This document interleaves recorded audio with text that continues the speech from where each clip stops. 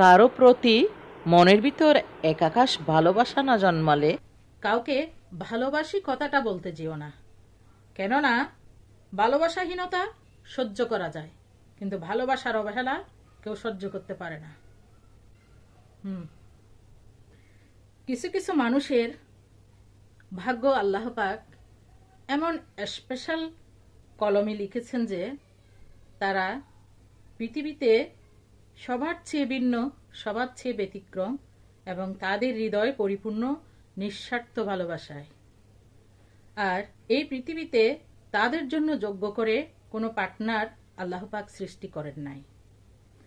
রাতের আকাশে চাঁদ আর দিনের আকাশে সূর্য যেমন জ্যোৎস্না আর কিরণ চড়িয়ে সবাইকে রাখে প্রফুল্ল, অথচ দিন শেষে ওই চাঁদ আর সূর্য চিরনিঃসঙ্গ।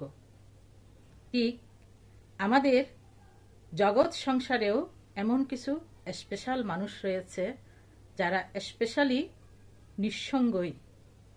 তারা নিঃসঙ্গ পৃথিবীতে এসেছে, নিঃসঙ্গ জীবনযাপন করছে, সবার মাঝে থেকেও তারা নিঃসঙ্গ, এবং নিঃসঙ্গ পৃথিবী থেকে বিদায় নেবেন। এটাই হচ্ছে তাদের স্পেশালিটি। সত্যিকারে নারীদের মন নীল আকাশের চেয়েও উদার। বাট নারীরা যেমন মন খুলে প্রাণ খুলে কাউকে ভালোবাসতে পারে, তেমনি প্রয়োজন ভেদে তীব্র ঘৃণাও করতে পারে। একজন সৎ নারীকে আপনি যতটুকু ভালোবাসা দিবেন তা দ্বিগুণ করে সে ফেরত দেবে, কিন্তু যতটুকু ঘৃণা তাকে দিবেন তার দ্বিগুণ করে তাও সে ফেরত দিতে জানে।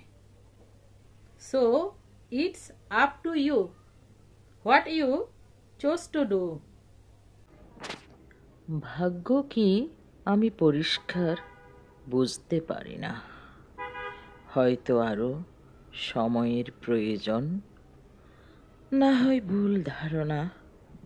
তবে যে প্রসেসটা নিষ্ঠা, সততা, অধ্যবসায় ও পরিশ্রমের বিনিময়ে অর্জিত অর্জন সময়ের ব্যবধানে, তাই হয়তো ভাগ্য।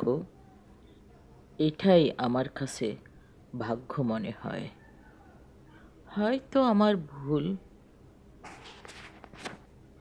জীবন একটা সাধনা আর সময়ের যোগফল মাত্র। মৃত্যুর কাছ থেকে চেয়ে নেওয়া কিছুটা সময়ের ঋণ। তবুও এই জীবনকে ঘিরে স্বার্থের লড়াই, অহংকারের বড়াই, দিক বিদিক জ্ঞান শূন্য সবাই। জীবনের সাথে ভাগ্যের বিনা সুতার মালার মতো সম্পর্কটা। কখনো সাথে থাকা, কখনো ছিটকে যাওয়া, তবুও পাশাপাশি আর আড়াআড়ি একই সাথে পথ চলা।